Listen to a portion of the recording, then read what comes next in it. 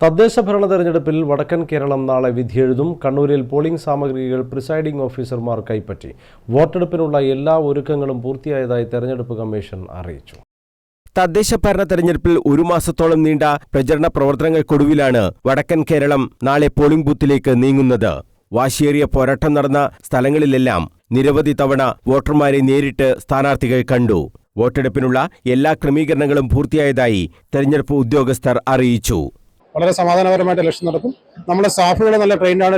ഒരു തവണയിലധികം അവർക്ക് ട്രെയിനിങ് കൊടുത്തിട്ടുണ്ട്. എല്ലാ കാര്യങ്ങളും വളരെ ചിട്ടയായിട്ടാണ് പോകുന്നത്. ഇവിടെ തന്നെ നമ്മൾ മിഷനുകളുടെ ഡിസ്ട്രിബ്യൂഷനൊക്കെ ഏകദേശം പൂർത്തിയാകാനായി. നമുക്ക് മറ്റു പ്രശ്നങ്ങളൊന്നുമില്ല. വളരെ സമാധാനപരമായിട്ടെല്ലാം നടക്കും. പോളിംഗ് സാമഗ്രികൾ ഉച്ചയോടെ പ്രിസൈഡിംഗ് ഓഫീസർമാർ ഉൾപ്പെടെയുള്ളവർ ഏറ്റുവാങ്ങി. നാളെ രാവിലെ 7 മണി മുതലാണ് വോട്ടെടുപ്പ് ആരംഭിക്കുക.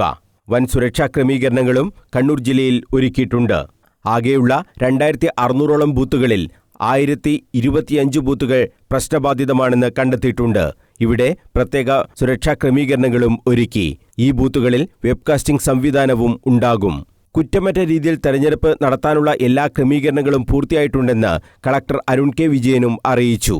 തെരഞ്ഞെടുപ്പ് ചട്ടങ്ങൾ പാലിക്കാതിരിക്കുകയും അക്രമസംഭവങ്ങൾ ഉണ്ടാവുകയും ചെയ്താൽ ശക്തമായ നടപടികൾ സ്വീകരിക്കുമെന്നും കളക്ടർ അറിയിച്ചു. പ്രശ്നബാധിത ബൂത്തുകളിലെ വോട്ടെടുപ്പ് തെരഞ്ഞെടുപ്പ് കമ്മീഷന്റെ നേരിട്ടുള്ള നിരീക്ഷണത്തിലായിരിക്കും. വെബ്കാസ്റ്റിംഗ് നിരീക്ഷിക്കുന്നതിനു വേണ്ടി പ്രത്യേക ഉദ്യോഗസ്ഥരെയും നിയോഗിച്ചിട്ടുണ്ട്. News bureau, Kannur.